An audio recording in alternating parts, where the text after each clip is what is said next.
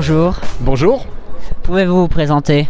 alors je suis Bruno Tumers, je suis chroniqueur musical pour la RTBF, pour Vivacité qui est l'une des radios et pour la Une aussi la télévision.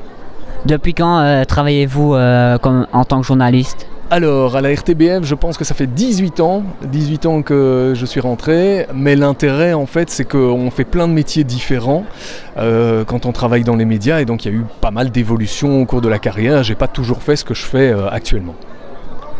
Quel rôle jouez-vous ici en tant que, au Bodestival? Alors au Bodestival on est là pour les 3 jours du festival et c'est la 6e fois, c'est la 6e année je pense qu'on vient et en fait on a une émission radio en direct ici donc pendant 3 heures ou pendant 4 heures chaque jour on est là pour faire vivre le festival, pour rencontrer les artistes, pour rencontrer Patrick Bruel, pour rencontrer Calogero, pour rencontrer Musti et puis aussi pour prendre un peu le pouls du festival et aller à la rencontre des festivaliers, de ceux qui profitent des concerts pour faire découvrir la région aussi un peu, pour accueillir l'organisateur. On est là vraiment pour donner en fait à nos auditeurs l'envie de venir à ce festival qui grandit d'année en année. Aimez-vous le Bodestival?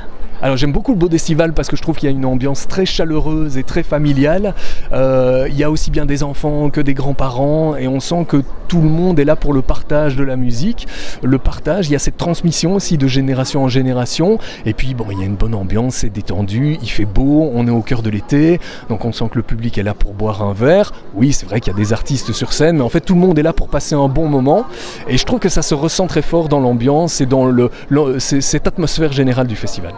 Qu'est-ce qui vous a motivé à devenir journaliste?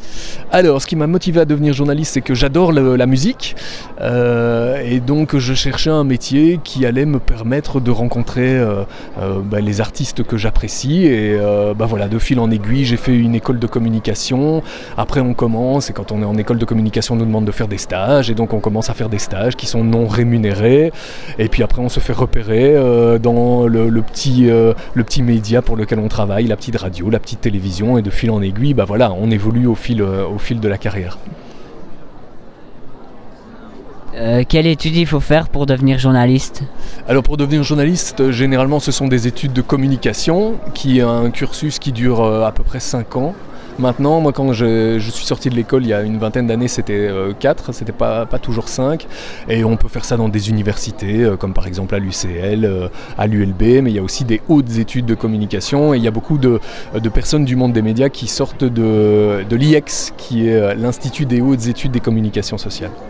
Le métier de journaliste est-il dangereux?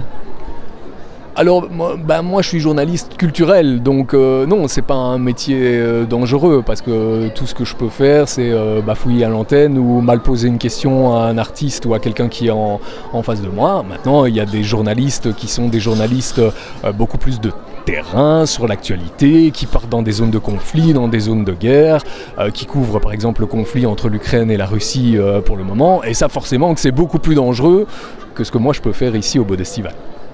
Merci d'avoir répondu à mes questions. Avec plaisir et bon festival. Merci, au revoir.